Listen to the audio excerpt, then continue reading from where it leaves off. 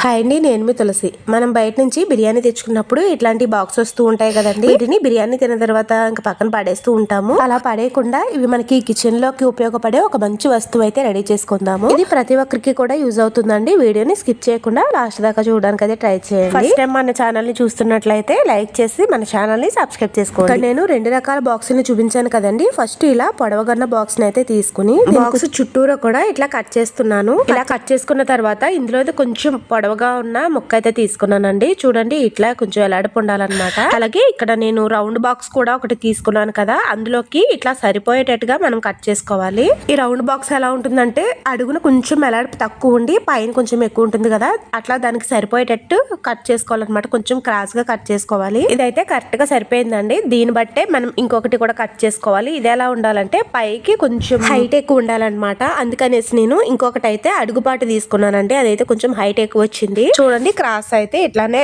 దీనికిలానే తీసుకున్న తర్వాత ఇక్కడ కొంచెం హైట్ ఎక్కువ ఉన్న పార్ట్ తీసుకున్నాం కదా, దాన్ని అయితే ఇట్లా మిడిల్ లోకి కట్ చేసుకోవాలి. మొత్తం కాకుండా పైన కొంచెం జాయింట్ అనేది వదిలేసేయాలి. చూడండి, ఇట్లా మిడిల్ లోకి కరెక్ట్ గా మిడిల్ లోకి అయితే కట్ చేసుకుని దీనికి ఇలా సెట్ చేసుకోవాలన్నమాట. అంటే ఒకసారి చెక్ చేసుకుందాము సరిపోతుందా లేదా అని. చూడండి, కరెక్ట్ గా సరిపోయింది. ఇప్పుడు ఏం చేయాలంటే మనం ఫస్ట్ లో కట్ చేసుకున్న పార్ట్ ఏదైతే ఉందో దానికి ఇట్లా చుట్టూరా గమ్ము పెట్టేసుకోవాలి. అంటే 4 వైపులు కాకుండా 3 వైపులా ఈ డబ్బాకి మిడిల్ లోకి పెట్టేసుకోవాలి. పెట్టేసిన దానిపైన కూడా కొంచెం గమ్ము అప్లై చేసేసాను. అలాగే మనం ఇంకొక పార్ట్ అడుగు పార్ట్ ఒకటి తీసుకున్నాం కదా, కొంచెం జాయింట్ పెట్టి కట్ చేసుకున్నది, దానికి కూడా చుట్టూరా గమ్ము అప్లై చేసేసిన తర్వాత ఇట్లా పెట్టేసేయండి.